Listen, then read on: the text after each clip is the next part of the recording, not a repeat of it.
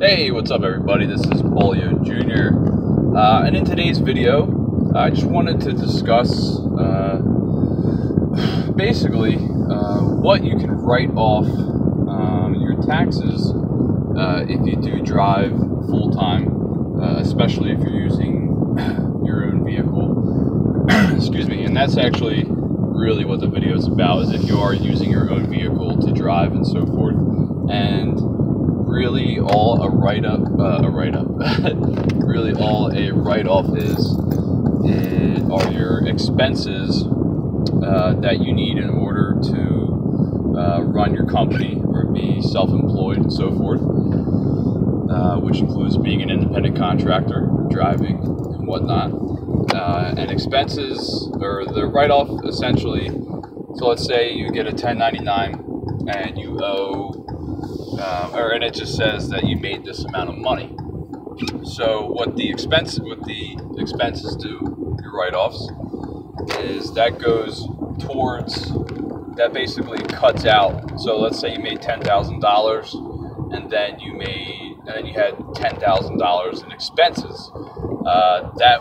They would equal out, and that would mean that you don't have to pay taxes on what you've actually made. So the more expenses you have, it's actually better. So, but as far as driving goes, driving for a living, there's so many benefits as far as that's concerned. And the biggest one, right off the top of my head here, is let's say you purchased a vehicle for driving.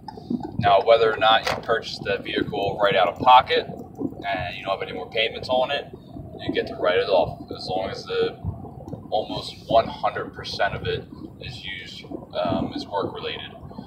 And if you are if you are financing a vehicle or even leasing a vehicle, you can write off all of those payments, as long as close to 100% of it is for work-related purposes. So it's really anything to do with your car in general. So obviously, you get to write off one or the other as far as gas and mileage are concerned. So if the amount of mileage, because you get X amount per mile, so if that amount is more at the end of the year than the amount of gas that you have put into the vehicle, then you would actually write off the mileage. But you cannot do both. You can do one or the other. So you can either do your gas, or you can do your odometer, how many miles you went. Another thing as far as driving are tolls. Definitely tolls. And after that, you can't pay off parking tickets with it, but you can definitely pay off tolls. You can write off tolls. You can write off any car wash, anything that has to do with the car, and repairs. That's a big one too.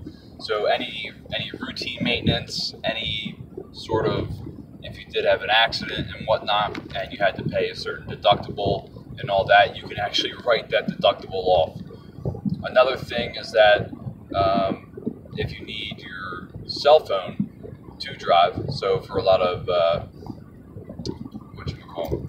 drive sharing apps like Lyft and Uber and Postmates and Amazon, you obviously need your phone.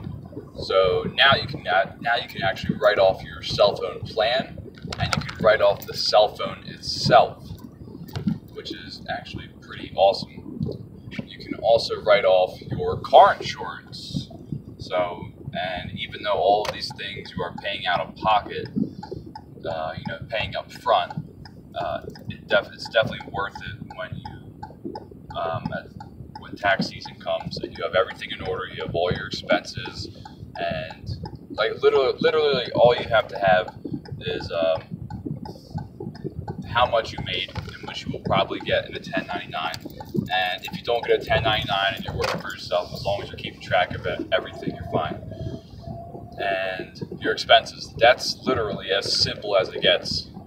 Here's what I made, here is my income, here's my expenses that I had to use in order to run my business, whether it is a business or you're self-employed, or whether you're an independent contractor. If you're working for yourself and using your own vehicle, all these write-offs definitely add up. So yeah, like I said, anything to do with the car, it's like car wash. I mean, those are like lower end, like car wash and tolls and stuff like that. It's definitely on the lower end of the spectrum. So, but even for instance, if you do drive for, let's say, Lyft or Uber, and you provide them, you provide each passenger with a bottle of water, just as a convenience, as an amenity, and you're probably trying to get more tips that way too. But if every case of water that you buy and you use for that purpose, obviously you can have some of the water. It's not a big deal, but you get to write that off. Like for instance, when I was doing Lyft, I purchased like this universal charger that had every adapter on it imaginable, and something small like that I was able to write off, and then my own charging cables for my cell phone and so forth. So I mentioned the cell phone and the cell phone plan, which is phenomenal. Going from there, odds and ends kind of thing. Let's see here. So today I had to go, and I did mention this, but it was basically a repair. I had to go to the dealership and get my oil changed. That gets written off.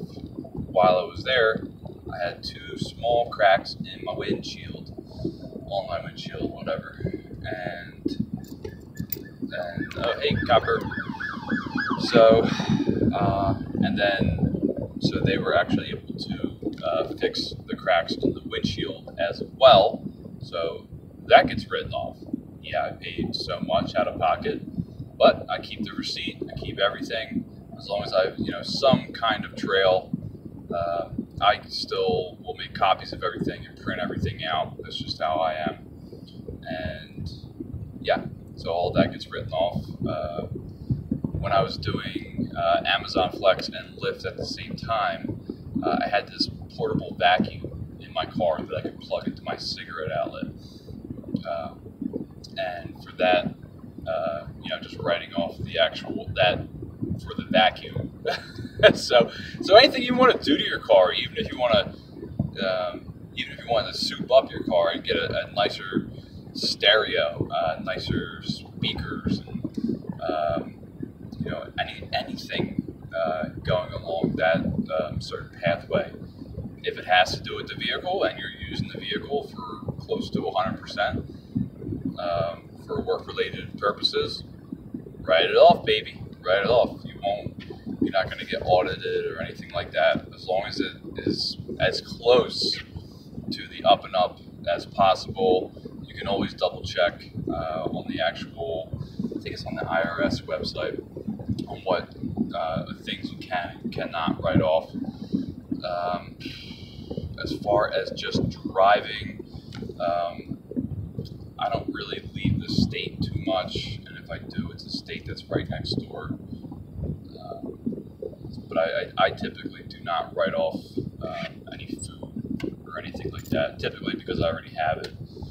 But I know a lot of people actually do write off.